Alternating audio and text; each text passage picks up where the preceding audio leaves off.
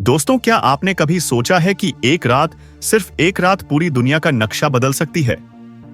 क्या आपको लगता है कि जिस पीओके यानी पाकिस्तान अधिकृत कश्मीर को लेकर पिछले 75 सालों से बहस चल रही थी, वह मुद्दा सिर्फ 48 घंटों में खत्म हो सकता है?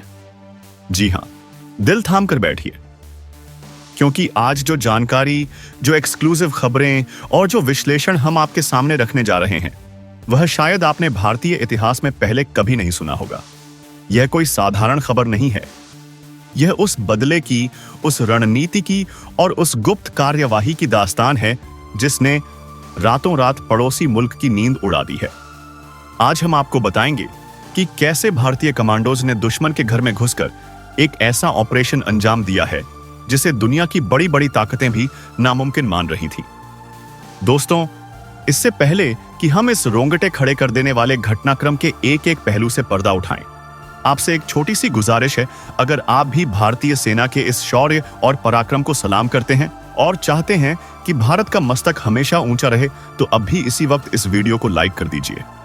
और हां, अगर आपने अभी तक हमारे चैनल को सब्सक्राइब नहीं किया है तो भाई देर किस बात की, नीचे दिए गए लाल बटन को दबाकर अभी सब्सक्राइब करें और उस बेल आइकन को जरूर प्रेस करें ताकि देश, दुनिया और रक्षा क्षेत्र की हर बड़ी खबर सबसे पहले आप तक पहुंचे। कमेंट बॉक्स में अपने शहर का नाम और एक बार जय हिंद लिखना बिल्कुल मत भूलिएगा। दोस्तों, अब जरा उस मंजर की कल्पना कीजिए। पीओके के घने पहाड़, रात का गहरा सन्नाटा और जमा देने वाली ठंड, सब कुछ सामान्य लग रहा था। लेकिन सतह के नीचे एक ऐसा तूफान उबल रहा था जिसकी भनक पाकिस्तान की खुफिया एजेंसी आईएसआई को भी नहीं थी। पिछले 48 घंटों में जो हुआ, उसने पूरी दुनिया की सैन्य कमान को हैरत में डाल दिया है। दरअसल भारत की ओर से पीओके में लगातार बढ़ती गुप्त कार्यवाही और सीमा पर तेजी से बदलते हालात ने एक ऐसी स्थिति पैदा कर दी थी जहां अब हर सेकंड घड़ी का हर एक कांटा मायने रख रहा था।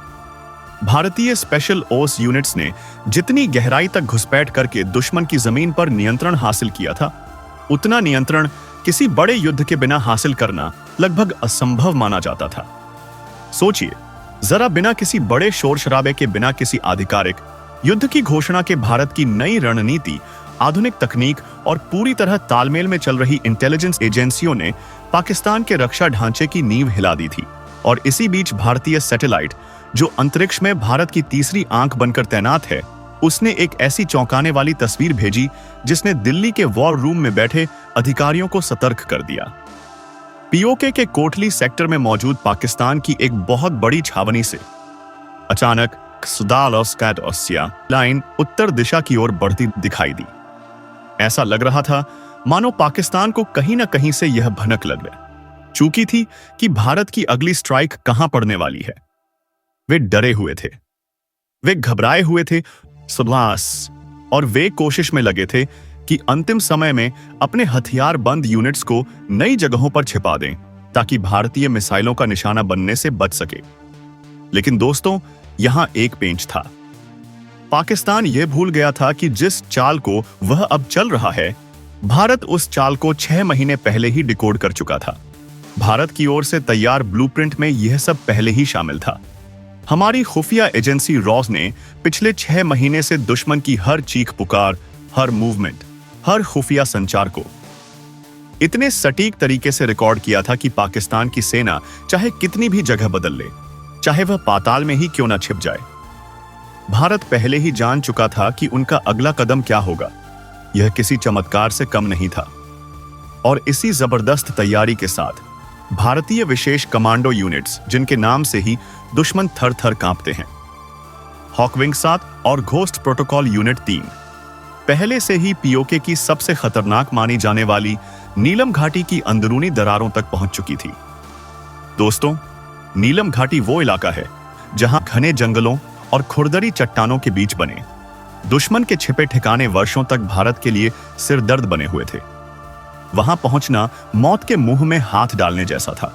लेकिन इस बार भारतीय कमांडोज ने बिल्कुल नई तकनीक का इस्तेमाल किया। क्या आपने कभी साइलेंट क्लाउड फॉर्मेशन के बारे में सुना है? यह वो तकनीक है जिसमें दर्जनों नैनो ड्रोन हवा में एक ऐसे पैटर्न में फैलते हैं कि उन्हें रडार पकड़ ही नहीं पाते। वे दुश्मन की पोस्टों के बीच से ऐसे निकलते हैं जैसे हवा में घुल गए हों। ना कोई आवाज, ना कोई निशान। और यही वजह थी कि पाकिस्तान को तब तक अंदाजा ही नहीं था कि भारत उनके सबसे सुरक्षित माने जाने वाले सुरंग तंत्र तक पहुंच चुका है। उस रात पीओके के पहाड़ों में चलने वाली ठंडी हवाओं के बीच चारों तरफ अजीब सा सन्नाटा था, लेकिन उस सन्नाटे के भीतर भारतीय कमांडोज उसके कदम बिना आवाज के आगे बढ़ रहे थे। उनके दिल की धड़कनें सामान्य थी, लेकिन इरादे फौलादी थे। उनके सामने केवल दो ही लक्ष्य थे।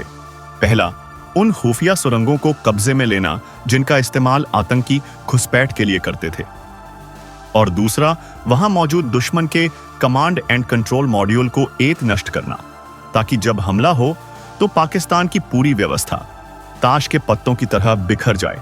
और ठीक रात 2:37 पर, जब आधी दुनिया गहरी नींद में थी, भारतीय कमांडर ने अपनी टीम को वह संकेत दिया जिसका सभी बेसब्री से इंतजार कर रहे थे। रेडियो पर एक धीमी लेकिन स्पष्ट आवाज गूंजी, ऑपरेशन डेल्टा रेड शुरू। यह कोड महज एक शब्द नहीं था, बल्कि यह इतने महीनों की तैयारी, त्याग और रणनीति का प्रतीक था। उसी क्षण भारत के 14 हाई एल्टीट्यूड ड्रोन ने आसमान में ऐसी पोजीशन ले ली कि दुश्मन चाहे कहीं भी से गोली चलाए, भारतीय टीम का एक भी जवान एक्सपोज ना हो। यह तकनीक का वो स्तर था जो शायद अभी तक हॉलीवुड की फिल्मों में ही देखा गया था। कमांडोज ने अपनी विशेष घोस्ट एंट्री तकनीक से सुरंग के बाहरी हिस्से को बिना किसी बड़े धमाके के, बिना अंधाधुंध फायरिंग के, सिर्फ इलेक्ट्रिक न्यूरल शॉक डिवाइस से निष्क्रिय कर दिया। वहां खड़े संतरियों को पता भी नहीं चला कि कब वे बेहोश होकर गिर पड़े। वहीं दूसरी ओर एलओसी यानी लाइन ऑफ कंट्रोल पर बाकी भारतीय फॉर्मेशन बिल्कुल शांत खड़े थे। यह शांति तूफान से पहले की शांति थी। आदेश साफ था, जब तक दुश्मन पहले हमला ना करे, भारत की तरफ से कोई बड़ी गोलीबारी नहीं की जाएगी। लेकिन अंदर ही अंदर सभी यूनिट्स, चाहे वह आर्टिलरी हो या इन्फेंट्री, इतने उच्च स्तर की तैयारी में थी कि पाकिस्तान अगर एक भी गलत कदम उठाता तो जवाब 4 गुना नहीं बल्कि 100 गुना मिलता। और ठीक उसी समय दुश्मन के रेडियो सेट पर एक घबराई हुई आवाज आना शुरू हुई, Indian unit moving in, Indian unit moving in. यह आवाज साफ दिखा रही थी कि पाकिस्तान को इस गुप्त ऑपरेशन का पता लग चुका था। लेकिन दोस्तों, बहुत देर हो चुकी थी। उनकी प्रतिक्रिया बहुत धीमी थी। पाकिस्तानी सैनिक उस सुरंग के पास अपने हथियार लेकर बेतहाशा दौड़ते हुए आए, लेकिन भारतीय कमांडोज तो पहले ही सुरंग के कोर कंट्रोल रूम तक घुस चुके थे। वहां पहुंचकर सिर्फ एक ही मिनट में उन्होंने दुश्मन के पूरे सिग्नल मॉड्यूल को ध्वस्त कर दिया।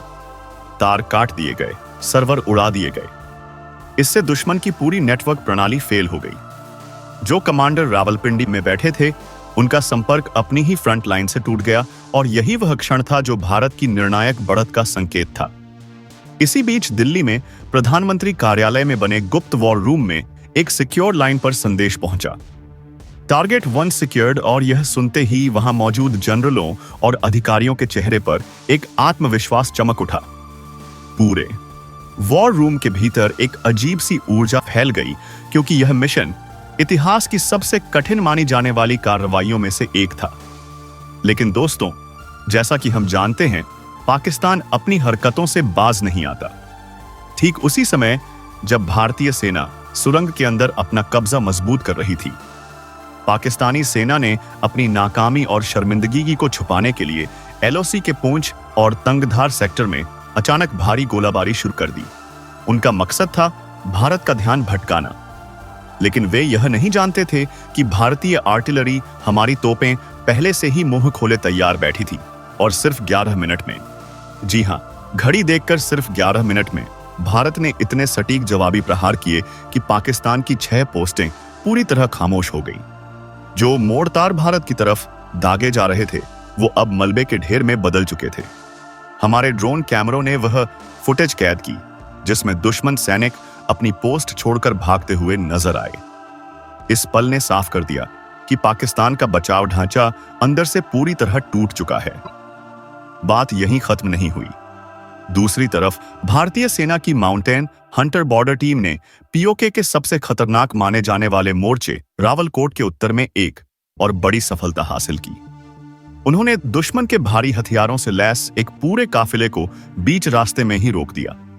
खुफिया जानकारी के मुताबिक उस काफिले में rocket launcher, anti aircraft gun और दर्जनों हथियारबंद वाहन थे जो भारत के खिलाफ इस्तेमाल होने वाले थे। लेकिन भारतीय जवानों ने इतनी तेज और सटीक एम्बुश कार्रवाई की कि दुश्मन को अपने वाहनों को वहीं लावारिस छोड़कर पहाड़ों में छिपना पड़ा। यह भारतीय सेना की वह ताकत है जिसके आगे कोई नहीं टिक सकता। और दोस्तों, इस युद्ध में सिर्फ गोलियां नहीं चल रही थीं, बल्कि एक अदृश्य युद्ध भी लड़ा जा रहा था, साइबर युद्ध। ठीक इसी समय भारत की साइबर यूनिट ने एक मास्टर स्ट्रोक खेला। उन्होंने पाकिस्तान के सैन्य नेटवर्क की 68% एन्क्रिप्टेड लाइनों को जाम कर दिया। सोचिए, जब सेना के पास संचार ही ना हो, जब एक पोस्ट दूसरी पोस्ट को बता ही ना पाए कि हमला कहां से हो रहा है, तो क्या होगा? वही हुआ भ्रम और अराजकता। उनके कई कमांड सिस्टम अचानक बंद हो गए। उनकी सेना आपस में सही से बात भी नहीं कर पा रही थी। इस भ्रम का पूरा फायदा उठाते हुए भारतीय कमांडर ने एक और बड़ा कदम उठाया। उन्होंने पीओके के भीतर ब्रावो पॉइंट नामक एक ऊंची पहाड़ी चोटी पर चुपचाप कब्जा जमा लिया। यह कोई मामूली चोटी नहीं थी। ब्रावो पॉइंट पूरे इलाके को नियंत्रित करने के लिए सबसे महत्वपूर्ण जगह थी जो इस चोटी पर बैठता है। पूरा इलाका उसकी मुट्ठी में होता है और उस कब्जे के साथ ही पीओके के दक्षिणी हिस्से में पाकिस्तान का पूरा सैन्य ढांचा भारतीय नजरों के नीचे आ गया। इस सफलता के तुरंत बाद रॉ ने यह भी इनपुट दिया कि पाकिस्तान के अंदरूनी कमांड सेंटर पर भारी दबाव है। वे घबराकर अपने आका चीन से मदद की गुहार लगा रहे हैं। फोन की घंटियां घनघना रही थीं। बीजिंग संदेश भेजे जा रहे थे। लेकिन दोस्तों, कूटनीति का खेल देखिए। इस बार चीन सीधे हस्तक्षेप करने से बच रहा है। वह जानता है कि यह 1962 वाला भारत नहीं है। यह 2025 का न्यू इंडिया है जो आंख में आंख डालकर बात करना जानता है। चीन भारत से सीधे टकराव का जोखिम नहीं उठाना चाहता। इस स्थिति ने पाकिस्तान को मानसिक रूप से तोड़ दिया। उनके कई अधिकारी गुप्त संदेशों में यह स्वीकार करते दिखाई दिए कि यदि भारत अगले 24 घंटों में एक और स्ट्राइक करता है तो पीओके का बड़ा हिस्सा उनके हाथ से हमेशा के लिए निकल जाएगा। यह डर, यह खौफ उनके शब्दों में साफ झलक रहा था। वहीं भारत के भीतर का माहौल पूरी तरह जोश से भरा हुआ था। लोग टीवी स्क्रीन और मोबाइल पर नजरें गड़ाए अपडेट्स का इंतजार कर रहे थे। सोशल मीडिया पर #POK रिटर्न्स, #इंडियन आर्मी और #न्यू इंडिया की लहर चल रही थी। हर भारतीय का सीना गर्व से चौड़ा हो रहा था। लेकिन दोस्तों, भारत की रणनीति सिर्फ भावनाओं पर नहीं बल्कि पूर्ण सैन्य गणना और ठंडे दिमाग से बनाई गई योजना पर आधारित थी।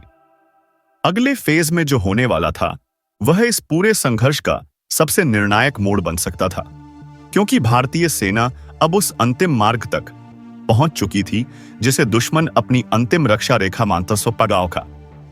मानता था। लेकिन हिंदुस्तान के लिए यह सिर्फ एक रक्षा रेखा नहीं थी, बल्कि अपने खोए हुए भूभाग को वापस लाने की ऐतिहासिक यात्रा का अगला कदम था। यह वो सपना था जिसे कई पीढ़ियों ने देखा था। जिस तरह भारत की सैन्य कार्यवाही ने रातों रात पूरे दक्षिण एशिया का भूगोल बदलकर रख दिया है, उसी के साथ अब स्थिति ऐसी बन चुकी है कि पाकिस्तान का पूरा सैन्य ढांचा एक झटके में धराशायी दिखाई देने लगा है। क्योंकि जिस क्षेत्र को वह अपनी सुरक्षा कवच मानता था, वही क्षेत्र अब भारत की सेना के बूटों की आवाज से गूंज रहा है। पीओके के कई हिस्सों में अब भारतीय जवानों के कब्जे का तिरंगा शान से लहराने लगा है। दोस्तों, जरा सोचिए उस दृश्य को।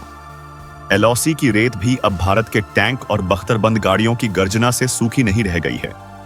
वहां ऐसी हलचल मची है जिसने पाकिस्तानी रेंजर्स, ISI और वहां छिपे आतंकी संगठनों की नींदें पूरी तरह उड़ा दी हैं। वे समझ नहीं पा रहे हैं कि भागे तो कहां भागे, क्योंकि भारत ने सिर्फ जवाबी हमला नहीं किया, बल्कि इस बार भारत ने वह रणनीति अपनाई है जिसे दशकों से सिर्फ वॉर रूम की फाइलों और योजनाओं में तैयार किया जा रहा था। और वही रणनीति अब जमीन पर हकीकत बनकर उतर चुकी है। इसे कहते हैं भारत की मल्टी फ्रंट पेनिट्रेशन स्ट्राइक, इसका मतलब है एक साथ कई दिशाओं से वार करना। यह तकनीक दुश्मन को संभलने का, सोचने का मौका तक नहीं देती, और अब यही हो रहा है। पीओके के उत्तरी इलाकों में भारत की स्पेशल फोर्सेस पहले ही गहराई तक घुस चुकी है।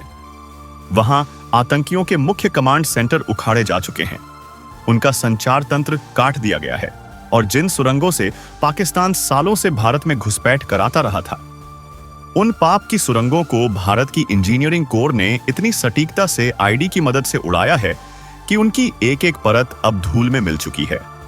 वहां अब सिर्फ धुआं और मलबे का ढेर है, जबकि दूसरी तरफ एलओसी के कृष्णा घाटी, कुपवाड़ा, उरी और तंगधार सेक्टर में भारतीय सेना ने इतनी तेजी से ऑपरेशन लॉन्च किए हैं कि पाकिस्तान की पोस्ट्स को जवाब देने का मौका भी नहीं मिला। कई चौकियां अब भारत के कब्जे में आ चुकी हैं। रात के अंधेरे में आसमान पर भी भारत का ही राज्य था। भारतीय फाइटर जेट्स ने पाकिस्तानी ठिकानों पर ऐसी सर्जिकल एयर स्ट्राइक की है जिसकी कल्पना भी वहां की सेना ने नहीं की थी। ब्रह्मोस मिसाइलों की लगातार गूंज पाकिस्तान की सीमाओं में दहशत फैला रही है। इसकी सटीकता इतनी है कि दुश्मन के बंकर तबाह हो रहे हैं, लेकिन आसपास की सिविल आबादी को नुकसान नहीं हो रहा। इसका असर इतना व्यापक है कि खबरें आ रही हैं कि पाकिस्तानी सेना के अंदर विद्रोह जैसी स्थिति बन चुकी है। जवान अपने अफसरों का आदेश मानने से इनकार कर रहे हैं। सिर्फ जमीन और आसमान ही नहीं, समंदर में भी भारत ने अपनी पकड़ मजबूत कर ली है। भारत की नेवी ने अरब सागर से अपनी 5वीं फ्लट को आगे बढ़ाया है। कराची पोर्ट और ग्वादर, जो पाकिस्तान की अर्थव्यवस्था की सांसें हैं, दोनों को घेरने की तैयारी पूरी हो चुकी है।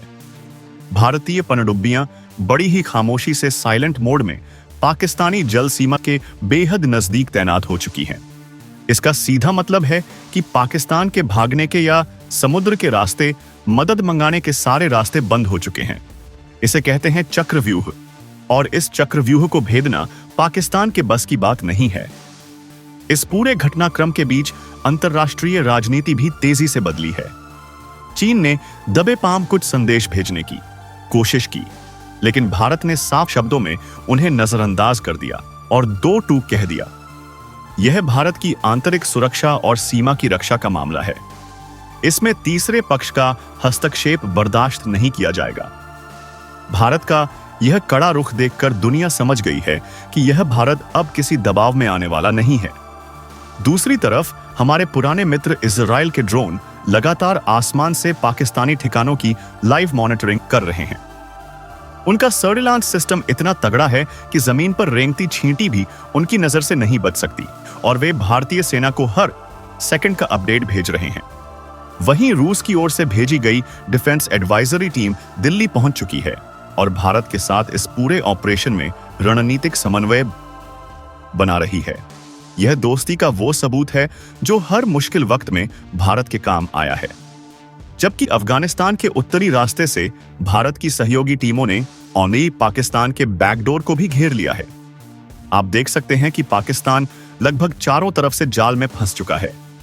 यह वही स्थिति है जिसमें अब भारत ने अपने अगले चरण का आदेश दे दिया है। पीओके के दक्षिणी हिस्से में मुख्य कब्जा जोन बनाना, ताकि वहां भारत की सेना स्थायी रूप से तैनात हो सके और पाकिस्तान का इस क्षेत्र पर दावा हमेशा के लिए खत्म किया जा सके। पाकिस्तानी सेना के अंदर पूरी अफरा तफरी मच गई है। सूत्रों के मुताबिक कई कमांडर अपनी पोस्ट छोड़कर भाग गए हैं। कुछ ने सफेद झंडे दिखाकर सरेंडर के संकेत दिए हैं। वहीं जो आतंकी संगठन कल तक बड़ी बड़ी धमकियां देते थे, वह आज पाकिस्तान की मदद करने के बजाय खुद अपनी जान बचाने के लिए पहाड़ों की गुफाओं में चूहों की तरह छिप गए हैं। लेकिन वे यह नहीं जानते कि भारत की सर्च ऑपरेशन टीम लगातार ड्रोन, नाइट विजन और थर्मल कैमरों की मदद से उन्हें ढूंढ रही है। अब छिपने की कोई जगह नो फायर अजगह नहीं बची है। इस बीच भारत ने पूरी दुनिया को, चाहे वह संयुक्त राष्ट्र हो या वॉशिंगटन, एक स्पष्ट संदेश दे दिया है कि अब पीओके भारत का है, और यह सिर्फ एक सैन्य कब्जा नहीं बल्कि भारत की संवैधानिक उपलब्धि है जिसे संसद का समर्थन प्राप्त है। इसे किसी भी हालत में वापस नहीं किया जाएगा। और दोस्तों, एलओसी अब पुरानी एलओसी नहीं रहेगी। वहां भारत ने नई बाउंड्री लाइन मार्किंग शुरू कर दी है। इसका अर्थ साफ है कि भारत अब पीछे हटने वाला नहीं बल्कि आगे बढ़ने वाला है। यह पूरा घटनाक्रम अगले 72 घंटों में ऐसे मोड़ लेगा जिस पर पूरी दुनिया की नजर टिक गई है। इसी बदलते राजनीतिक हालात के बीच भारत का यह ऑपरेशन अब इतिहास में दर्ज होने वाला सबसे निर्णायक और शक्तिशाली सैन्य अभियान बन चुका है। भारत द्वारा पिछले हमलों और सामरिक कार्यवाही के बाद अब पूरी स्थिति एक निर्णायक मोड़ पर पहुंच चुकी थी। जिस तरह पीओके और एलओसी दोनों तरफ भारतीय सेना ने अपनी पोजीशन मजबूत करते हुए पाकिस्तान समर्थित आतंकियों के नेटवर्क को एक एक कर खत्म करना शुरू किया था। अब उसी के चलते पाकिस्तान में हड़कंप पहले से कहीं ज्यादा बढ़ चुका था। लेकिन दोस्तों, ध्यान देने वाली बात यह है कि भारत सिर्फ जवाब नहीं दे रहा था।